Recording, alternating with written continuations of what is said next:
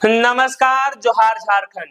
YouTube के इस channel में आप सबका स्वागत है और आपसे निवेदन है कि चैनल को सब्सक्राइब करें ताकि आने वाले सारे वीडियो आप तक पहुंचता रहे। राजधनवार विधानसभा क्षेत्र एक महत्वपूर्ण सीट जो सामान्य श्रेणी के अंतर्गत आता है। विधानसभा क्षेत्र जो है वो कोडरमा लोकसभा संसदीय सीट के अंतर्गत आने वाले 6 विधानसभा क्षेत्र में से एक है। फिलहाल यहाँ से विधायक है श्री बाबूलाल मरांडी जी। समझ सकते हैं ये उनका गृह विधानसभा क्षेत्र है, यानी कि उनका जो घर है तीसरी वो इसी विधानसभा क्षेत्र के अंतर्गत आता है, तो उनका ये गृह विधानसभा क्षेत्र कहा जा सकता है। 2019 में उन्होंने बीजेपी के लक्ष्मण प्रसाद सिंह को भी हराया था और वो अपने पार्टी के सिंबल, जब उनकी पार्टी झारखंड विकास मोर्चा हुआ करती थी, उस टिकट पर वो विधायक बने थे। इससे पहले 2014 में बाबूलाल मरांडी को वहां हार का सामना करना पड़ा था और उन्हें हराया था माले के राजकुमार यादव।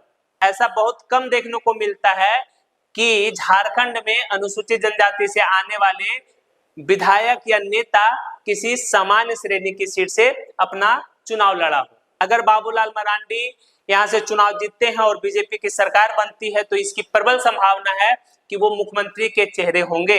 तो राजधनवार के लोगों को इस बार विधायक के साथ साथ मुख्यमंत्री भी चुनना है। राजधनवार विधानसभा क्षेत्र का इस बार का समीकरण की बात करिएगा तो मामला त्रिकोणीय है। ऐसे तो कई उम्मीदवार मैदान में होंगे, लेकिन जो 3 प्रमुख उम्मीदवार होंगे वो एनडीए के तरफ से बीजेपी के बाबूलाल मरांडी होंगे। अगर उनका टिकट किसी कारण से कट जाता है इस क्षेत्र से तो फिर 3 नामों पे चर्चा होगी। वो है लक्ष्मण प्रसाद सिंह, रविंद्र राय और निरंजन राय। ये 3 नामों में किन्हें टिकट मिलेगी देखना दिलचस्प होगा। वहीं महागठबंधन के तरफ से ये सीट माले के खाते में जानी तय है और यहाँ से उम्मीदवार भी लगभग राजकुमार यादव ही होंगे, जिन्होंने 2014 में बाबूलाल मरांडी को हराया था। वहीं तीसरा कोना बनाएंगे टाइगर जयराम महतो और इसकी पूरी संभावना है कि टाइगर जयराम महतो यहाँ से किसी अल्पसंख्यक उम्मीदवार को उतार सकते हैं।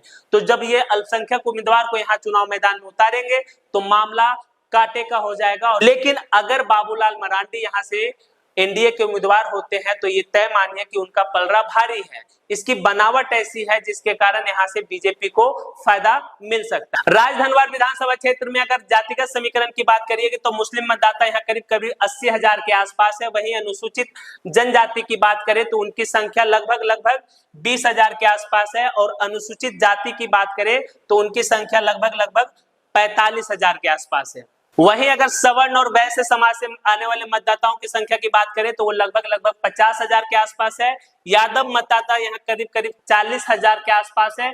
वहीं बात करें महतो समाज से आने वाले मतदाता की संख्या लगभग 30,000 के आसपास है। पिछले चुनाव परिणाम पर अगर गौर करें तो बाबूलाल मरांडी को वोट मिला था 52,352। वहीं लक्ष्मण प्रसाद सिंह भाजपा के थे, वो 2 नंबर पे रहे थे 34,802।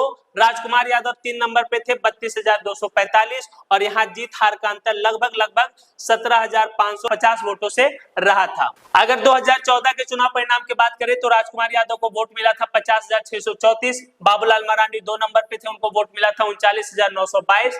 लक्ष्मण प्रसाद सिंह 3 नंबर पे थे 31,652 और मोहम्मद शफीक अंसारी को 28,000 वोट मिला था, वो निर्दलीय चुनाव लड़ रहे थे और यहाँ पर जीत हार का अंतर लगभग 10,000 वोटों से रहा था। यहाँ पर फिलहाल भारतीय जनता पार्टी के बाबूलाल मरांडी का पलड़ा भारी दिख रहा है। उनके पक्ष में सवर्ण और वैश्य मतदाता जो कि परंपरागत रूप से बीजेपी को वोट करते आए हैं वो जुटेंगे। उसके साथ ही साथ अनुसूचित जाति के मतदाताओं की बात करें तो उनका भी रुझान बाबूलाल मरांडी के प्रति रहा है। लेकिन महागठबंधन के पक्ष में अगर समीकरण की बात करिए तो अभी तक महागठबंधन के पक्ष में ओबीसी मतदाता के साथ साथ जो अल्पसंख्यक मतदाता है उनका झुकाव महागठबंधन के तरफ देखने को मिलेगा। उसके साथ ही साथ माले का यहाँ पर एक अच्छा खासा वोट बैंक होता है जो कि महागठबंधन के प्रत्याशी के तौर पर फायदा मिलता है। वही बात करें टाइगर जयराम महतो की तो उनके पक्ष में जो समीकरण काम कर सकता है वो है मुस्लिम प्लस महतो मतदाता।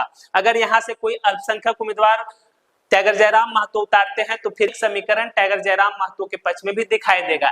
ऐसे स्थिति में त्रिकोणीय मुकाबला होगा और कांटे का होगा। जीत हार का अंतर बहुत ही कम वोटों से रहने वाला है, लेकिन फिर भी भारतीय जनता पार्टी का पलड़ा यहाँ पे भारी है।